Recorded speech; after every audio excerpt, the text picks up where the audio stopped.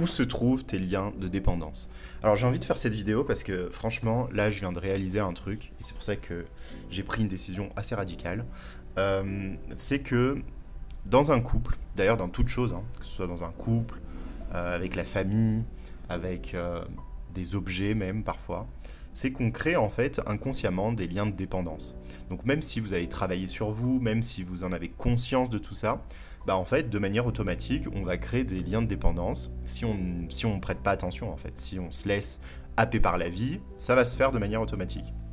Et là bah en fait je viens de réaliser que j'ai créé en fait un lien de dépendance avec mon copain qui fait qu'aujourd'hui bah en fait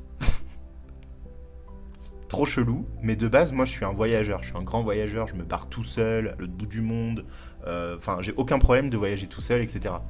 Et là, je me suis rendu compte que je résistais à prendre des vacances tout seul, parce que j'avais envie de partir tout seul en fait. J'avais cette envie-là qui faisait que revenir, mais je l'écoutais pas. Tu vois, j'avais commencé à oublier d'écouter mon cœur, alors que c'était, franchement, à chaque fois que j'ai écouté mon cœur, c'est là où j'ai eu le plus de résultats dans ma vie, que ce soit en termes de financiers, mais aussi en termes, qui est le plus important d'ailleurs, de remplissage intérieur en fait. Tu vois, ce sentiment profond d'être aligné, de kiffer, tu vois, de bonheur en fait finalement.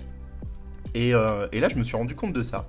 Je me suis rendu compte que déjà, j'écoutais pas, parce que j'avais peur de la réaction, de me dire que je vais me barrer tout seul, etc.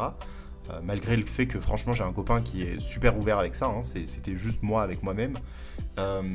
Et du coup, au moment où il m'a donné l'autorisation, entre guillemets, parce que je lui en ai parlé, et après il m'a dit bah vas-y fais-le.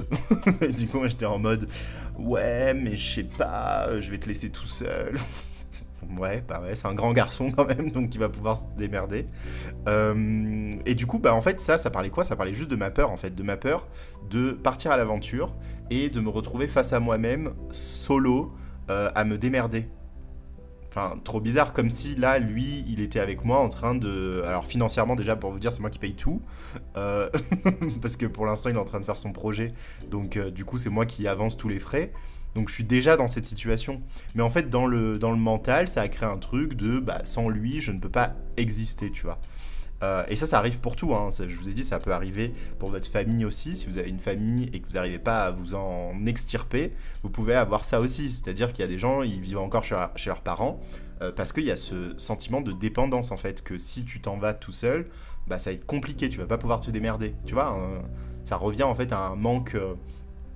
à une estime assez faible de soi-même, en fait, à notre capacité, à un manque de confiance, en fait, à notre capacité à pouvoir gérer tout seul. Et du coup, ouais, ça m'a interpellé, parce que je commençais à flipper. Je flippais, j'étais là, à repousser la date, etc. Et là, j'ai réalisé, en fait, à ce moment-là, que, bah, en fait, j'étais accro, quoi. Tu vois, c'était un peu comme une drogue, t'avais besoin d'avoir ta drogue à côté, quoi.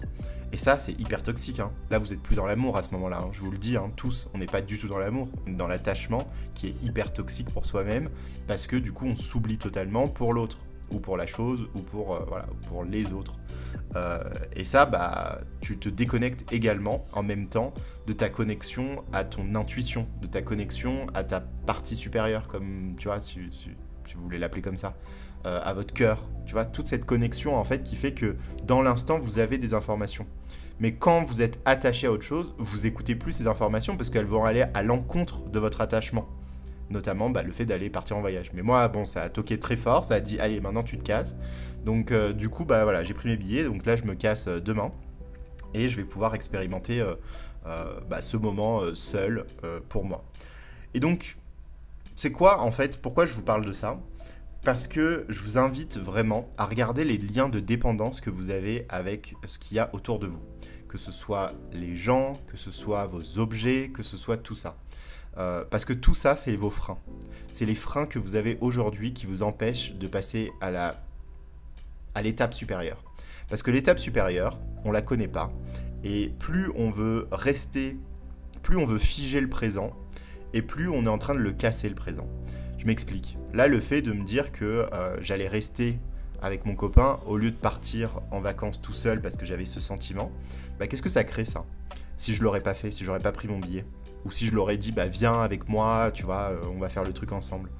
Bah en fait déjà je lui aurais mis une pression inconsciente que c'est à lui de répondre à mes besoins, ce qui est complètement faux, hein.